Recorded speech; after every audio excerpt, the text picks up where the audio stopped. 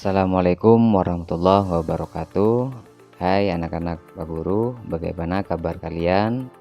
Semoga kalian di rumah dalam keadaan sehat walafiat. Amin. Berjumpa kembali di mata pelajaran Bahasa Indonesia. Kita sudah memasuki di bab kedua di semester genap tahun pelajaran 2021. Baik, di materi bab kedua kali ini kita mempelajari tentang surat pribadi dan surat dinas. Sebelum kita memasuki dalam memahami surat pribadi dan surat dinas, kita terlebih dahulu harus memahami tentang pengertian surat. Surat adalah sarana komunikasi untuk menyampaikan informasi secara tertulis dari satu pihak ke pihak lain. Di sini Pak Guru sudah menyiapkan fungsi surat. Ada 4. Yang pertama, fungsi surat dokumentasi tertulis seperti surat perjanjian. Fungsi yang kedua, alat pengingat yang sudah terlupakan. Fungsi yang ketiga, bukti historis untuk menyelidiki keadaan orang. Dan fungsi yang keempat, menjadi surat jaminan, misalnya jaminan keamanan. Ini dalam pengertian surat dan fungsinya. Baik, kita memasuki tentang pengertian surat pribadi. Surat pribadi adalah bentuk komunikasi tertulis yang dilakukan seseorang kepada orang lain, membahas keperluan atau hal-hal pribadi.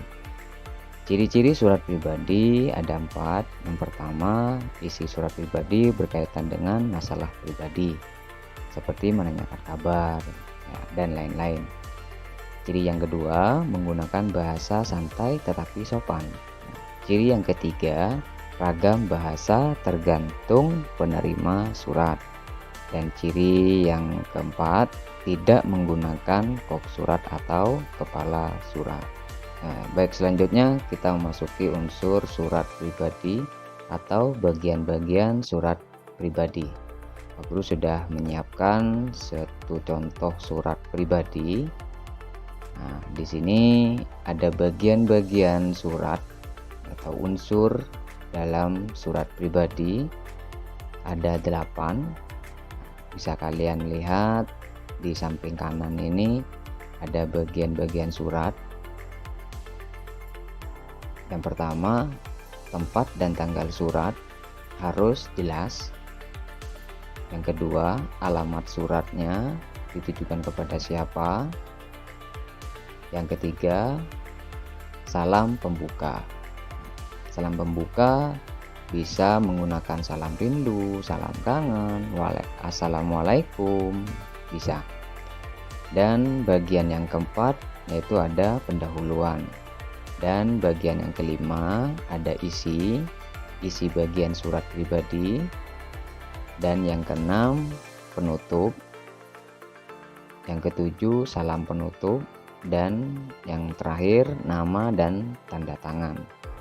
Jadi di bagian-bagian surat pribadi tersebut ada 8 ya. Selanjutnya kita masuk ke surat dinas. Surat dinas adalah surat resmi yang tertulis dalam situasi formal yang berhubungan dengan instansi, lembaga, atau organisasi. Ciri-ciri surat dinas ada 3. Isi surat yang berkaitan dengan instansi atau lembaga yang bersifat resmi. Ciri yang kedua, menggunakan bahasa baku dan efektif. Ciri yang ketiga, menggunakan kop surat atau kepala surat. Di surat pribadi tidak menggunakan kop surat ya. Kita masuk ke jenis surat dinas. Surat dinas dibagi menjadi 6. Yang pertama, surat permohonan digunakan untuk meminta bantuan kepada instansi. Jenis yang kedua, surat tugas, yaitu dikirim oleh lembaga atau instansi untuk menjalankan tugas tertentu. Jenis surat yang ketiga, surat perizinan, adalah surat yang dikirimkan oleh instansi atau lembaga untuk meminta izin. Dan jenis surat yang keempat yaitu surat pemberitahuan, adalah surat yang berisi pemberitahuan untuk semua anggota kelompok organisasi atau lembaga. Contohnya di sini Pak Guru sudah cantumkan, ada surat pengumuman, surat edaran, dan surat pernyataan. Selanjutnya jenis kelima dalam surat dinas yaitu surat undangan. Yang tergolong dalam surat dinas adalah surat undangan yang dibuat oleh instansi atau lembaga kepada seseorang untuk menghadiri suatu acara. Jenis surat dinas yang keenam, yang terakhir, ada surat lamaran pekerjaan. Jadi ditulis oleh individu atau pribadi untuk melamar pekerjaan kepada instansi atau lembaga. Baik, di sini ada 6 jenis yang sudah Pak Guru jelaskan tentang surat dinas. Adapun unsur-unsur atau bagian di dalam surat dinas, Pak Guru sudah membuatkan satu contoh surat dinas. Baik, ini di samping kanan bisa kalian lihat ada 10 bagian atau unsur dalam surat dinas, yaitu ada kop atau kepala surat. Nah, di surat pribadi tadi tidak ada kepala surat, langsung tempat dan tanggal surat. Nah, kalau di unsur surat dinas wajib menggunakan kepala surat. Bagian yang kedua ada tempat dan tanggal surat. Bagian yang ketiga ada nomor, lampiran, dan perihal. Bagian yang keempat alamat surat. Bagian yang kelima salam pembuka. Dan bagian yang keenam ada pembuka. Bagian yang ketujuh ada isi. Bagian yang ke-8 penutup. Ke-9 salam penutup, dan yang terakhir nama dan tanda tangan. Perbedaan surat pribadi dan surat dinas Pak Guru sudah siapkan masing-masing di dalam surat pribadi dan surat dinas. Yaitu yang pertama, surat pribadi, isi surat berisi keperluan pribadi. Kalau surat dinas, isi surat berhubungan dengan instansi, lembaga, atau organisasi. Perbedaan yang kedua, menggunakan bahasa sehari-hari atau santai, tetapi tetap sopan. Di dalam surat dinas, perbedaan yang kedua menggunakan bahasa baku dan efektif.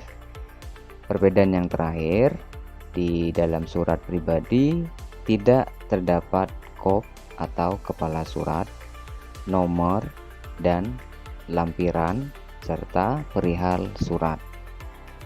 Kalau di dalam surat dinas terdapat kop atau kepala surat, nomor, lampiran, dan perihal. Ini perbedaan surat pribadi dan surat dinas. Sampai di sini semoga anak-anak paham ya. Baik, kita memasuki kuis. Silakan kerjakan di buku atau di kertas kosong. Temukan ciri-ciri surat dinas. Ini ada 10. Silakan temukan di masing-masing kolom ini yang terdapat ciri surat dinas. Lalu dikirim di Classroom ya. Jika memang ada yang mau ditanyakan tentang kuisnya, silakan hubungi lewat WhatsApp pribadi dengan Pak Guru. Baik, sekian dulu pertemuan kali ini di bab kedua, materi surat dinas dan surat pribadi. Terima kasih atas waktunya. Wabillahi taufik wal hidayah. Wassalamualaikum warahmatullahi wabarakatuh.